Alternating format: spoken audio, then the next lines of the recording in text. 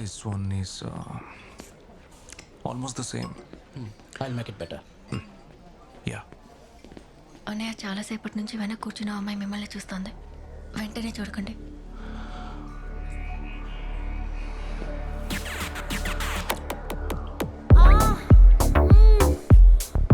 ఒకవేళ ప్రెస్ అయి ఉంటుందేమో.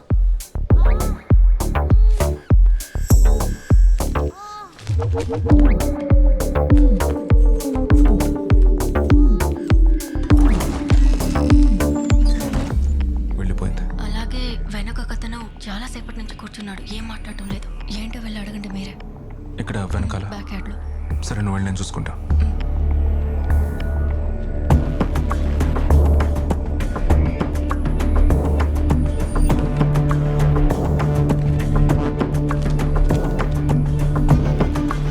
Pleasure is mine.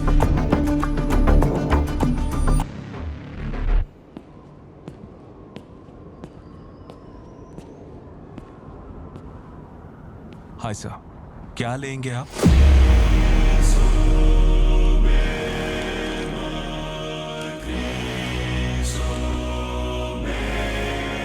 Coffee. Sugar? నీకు తెలుసా నాకు షుగర్ కావాలా వద్దా అని? మీకు షుగర్ కావాలా వద్దా అని నాకెలా తెలుస్తుంది? With sugar. Okay.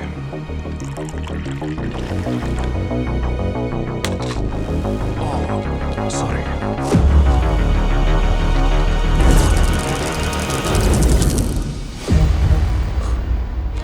Sorry sir.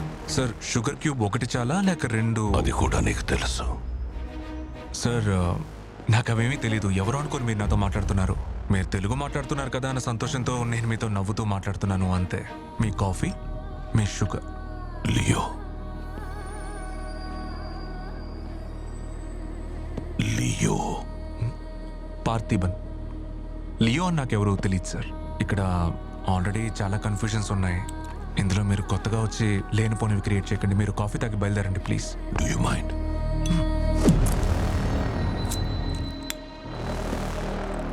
Can you make it little stronger? Sure sir. ఇదే బ్రాండో చెప్తావా లియో? లేదు సార్, నాకు సిగరెట్ కాల్చే అలవాట్లేదు. నాకు స్మెల్ అంటేనే పడదు. D/. దీన్ని నువ్వు హనీ బ్యాచర్ అనేవాడివి. But it is black devil 25 puffs. నువ్వు తయారు చేసిన ఫ్లేవర్.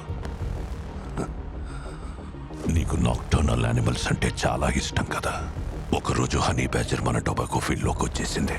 గుర్తుందా? నువ్వు పెట్టిన ట్రాప్లో ఇరుక్కోలేదు. హ్యారాల్ విసిరిన స్పియర్కి దొరకలేదు.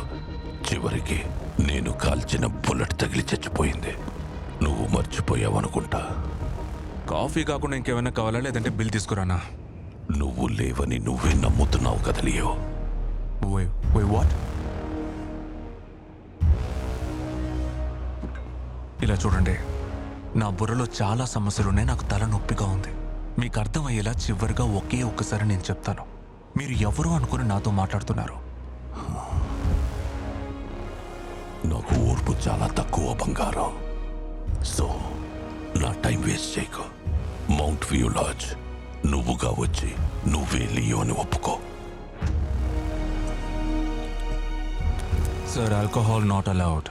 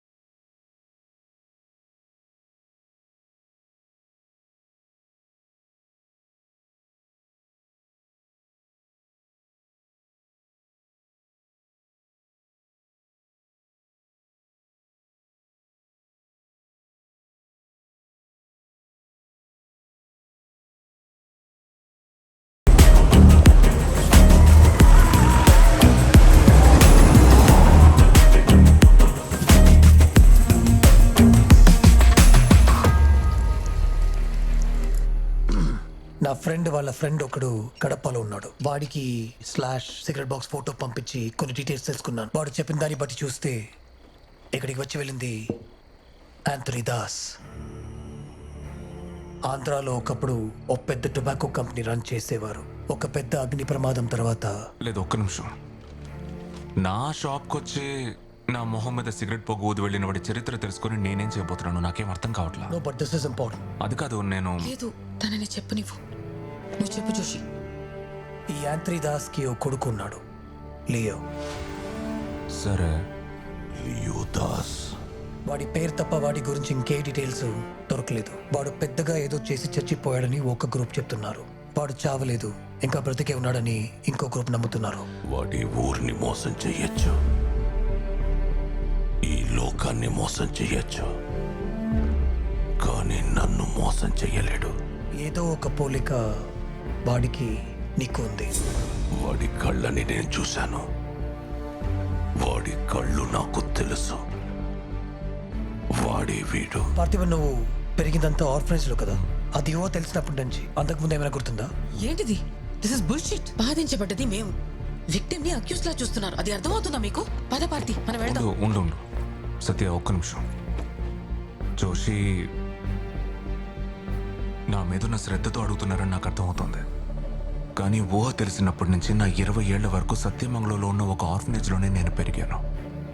అప్పుడు ఒకరోజు తనని, అదేంటి సత్య, అది మూనార్ ట్రెక్కింగ్, అక్కడే తను చూశాను, పరిచయం చేసుకున్నాను.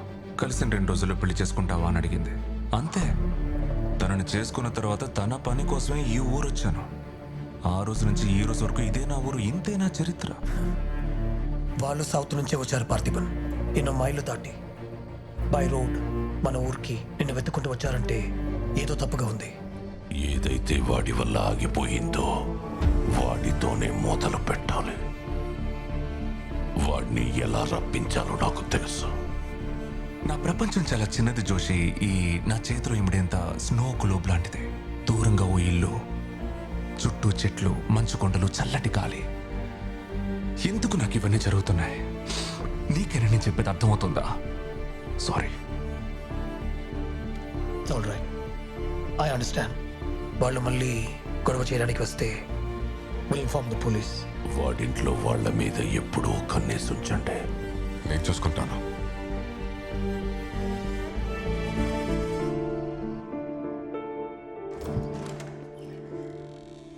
ఎవరు మన ఇంటినే చూస్తున్నట్టు అనిపిస్తుంది సత్య.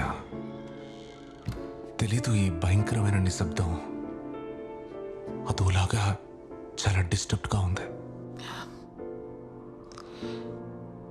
ఇలా చూడు, నువ్వు ఒకే ఒకటి గుర్తుపెట్టుకో. నువ్వు ఎప్పుడు ఇలా కృంగిపోవాలంటే నేను నిన్ను అనుమానించినప్పుడు మాత్రమే. ఇంతవరకు నేను నిన్ను క్వశ్చన్ చేసినా ఏం ఆలోచించకుండా ప్రశాంతంగా వచ్చి పడుకో. రా పార్తి. పోనీ ఇలాగే నించునే పడుకుండి పోదామా? ఇంజిన్లో నువ్వేం చేపెట్టుకో, హీటర్ మాత్రం రెడీ చేసివు. నాకు బండి కావాలి. సాయంత్రంలోగా రెడీ చేసి ఇచ్చే, ఓకేనా?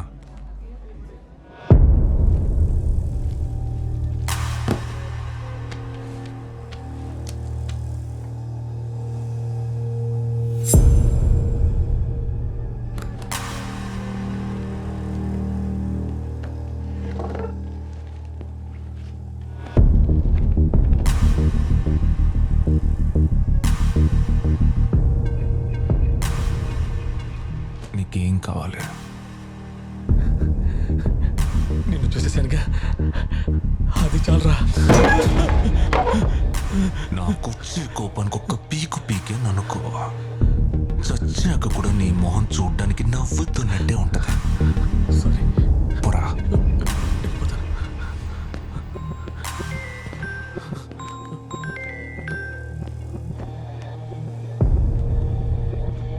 చెప్పు సత్య. నువ్వు చెప్పిన టాబ్లెట్ తీసుకున్నాను పార్తి. ఇంకేమైనా కావాలా నీకు?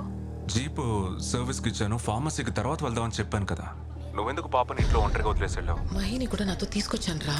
ఆల్సో ప్రియా కూడా నాతోనే ఉంది. సరే ఒకరోజు వెయిట్ చేయొచ్చు కదా, ఏంటి తొందర? కొన్ని విషయాల కోసం వెయిట్ చేయలేం కదా. ఏం పర్వాలేదు, నేను ఆటో పట్టుకుని ఇంటికి వెళ్ళిపోతా. నువ్వు జాగ్రత్త. సరే ఇంటికి వెళ్ళి ఫోన్ చేయి.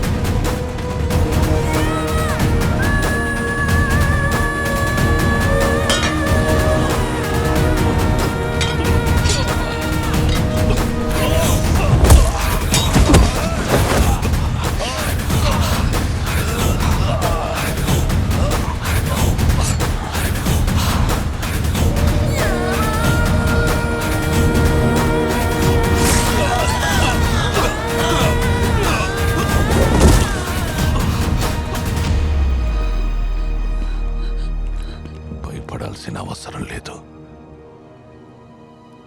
అంతా ఒకే రక్తం. తనెవరో తెలుసా? నా మనవరాలు. తను నా రక్తం. నువ్వే కదా నిన్న. మర్యాదగా ఇక్కడి నుంచి వెళ్ళిపో, లేకపోతే పోలీసుల్ని పిలుస్తాను. పోలీస్? నేను గొడవ పడ్డానికి రాలేదమ్మా. నువ్వు పార్థిబన్నని నమ్మి 20 ఏళ్లుగా కాపురం చేస్తున్న వ్యక్తి. అంతకు ముందు జాలి దయ లేకుండా ఎంతో మందిని చంపిన దారుణమైన హంతకుడు అని తెలిసినప్పుడు నన్ను చిక్కను. దేశానికి నీ మొగుడెవడో నేను చెప్తాను.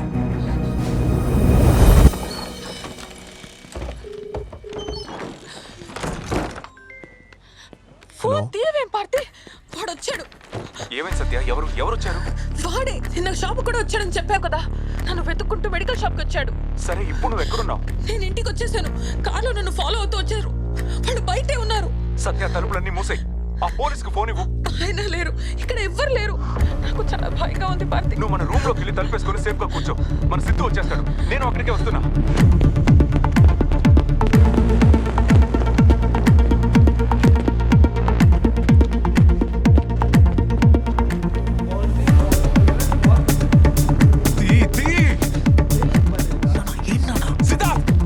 వెంటనే ఇంటికి వెళ్ళి నీ స్పీర్ తీసుకొని ఇంటి లోపలికి వెళ్ళు. ఇంట్లోకి ఎవరు అడుగు పెట్టినా సరే ఆలోచించకుండా స్పీర్ విసిరు.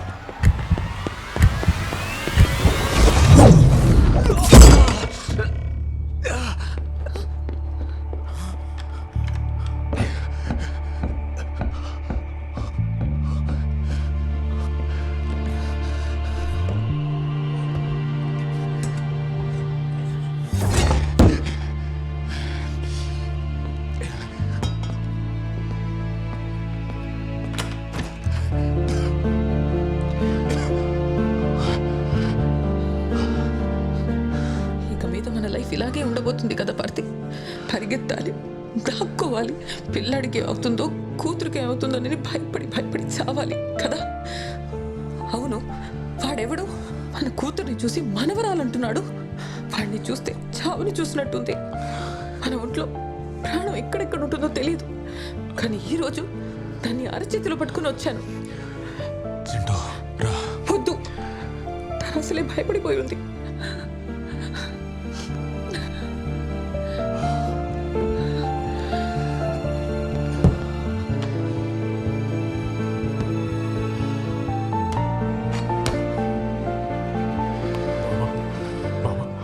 నా అంతటి నేను కోరుకుని పోలీసోళ్ళ పీక పట్టుకొని చట్టంతో గొడవ పడి మిమ్మల్ని నా ఇంటికి రప్పించుకున్నాను. నా కుటుంబాన్ని కాపాడే బాధ్యత మీకు అప్పగిస్తే చేసే పనికి కొంచెమైనా నిజాయితీ. అలా అనకండి.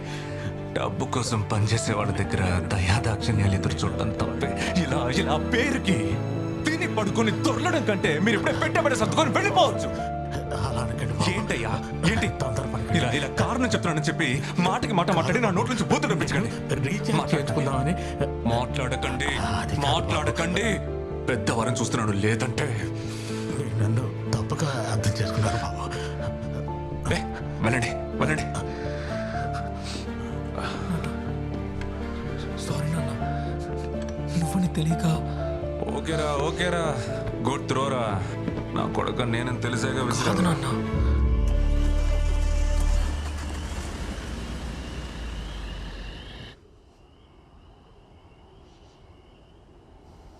నీ పక్కలో పడుకున్నవాడు దారుణమైన హంతకుడు అని తెలిసినప్పుడు నన్నొచ్చి కలువు.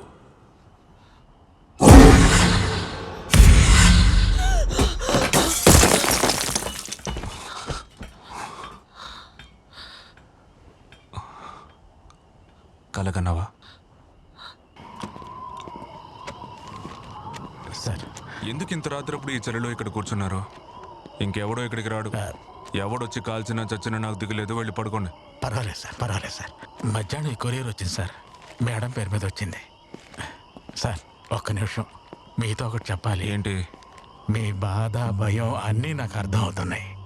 మిమ్మల్ని నమ్ముకున్న వాళ్ళని కంటికి రెప్పలా ఎలా చూసుకుంటున్నారో కళ్ళారా చూస్తున్నాను. వాళ్లకు సమస్య అంటే విలువెల్లాడిపోతున్నారు. ఇంకో 60 రోజుల్లో నాకు రిటైర్మెంట్ బాబు. ఈ 60 రోజుల్లో మీ కుటుంబం జోలికి ఎవడొచ్చినా సరే వాడయ్యే వాడిని పోగులు పెట్టాక నేను పోతాను. ఇప్పటి నుంచి మా ఇంట్లో వాళ్ళకి ఏవైనా ఎంతటి అవసరం వచ్చినా ఇక్కడి నుంచి అడుగు బయటికి పెట్టను. మీ మీదొట్టు తిండి కోసం పనిచేయట్లేదయ్యా ఈ నెపోలియన్. తిండి కోసం పనిచేయట్లా. నన్ను నమ్మయ్యా, నమ్ము.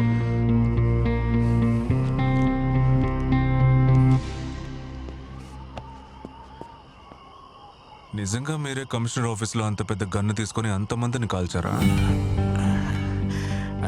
మాన్యువల్ చదివి ఏ బట్టన్ నొక్కాలో చెప్పాను. మిగతాదంతా ఢిల్లీనే చూసుకున్నారు. ఈ విషయం బయటికి చెప్పకుండా దీంతోనే బతికేస్తున్నాను.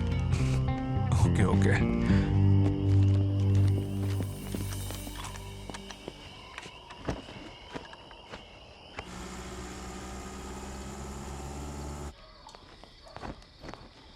కూర్చోవచ్చు కదా. ఎలా ఉన్నాడు వాడు? బాగున్నాడు. వాడు నాకు ఫోన్ చేసి 2-3 వారాలు అవుతుంది. అంతా ఓకేనాగా? ఎందుకు ఇంత రాత్రప్పుడు రావడం? చెప్పుంటే నేనే కొరియర్లో పంపించేవాడిగా. అది అక్కడ ఒక గవర్నమెంట్ రిజిస్ట్రేషన్ ప్రాపర్ సర్టిఫికేట్స్ లేక పెండింగ్లో ఉంది. మేము ఇక్కడికి వేరే పని మీద వచ్చాము. అలాగే మిమ్మల్ని కలిసి తీసుకెళ్దామని. అటక మీద ఉన్నాయి, ఉండండి తీసుకొస్తాను.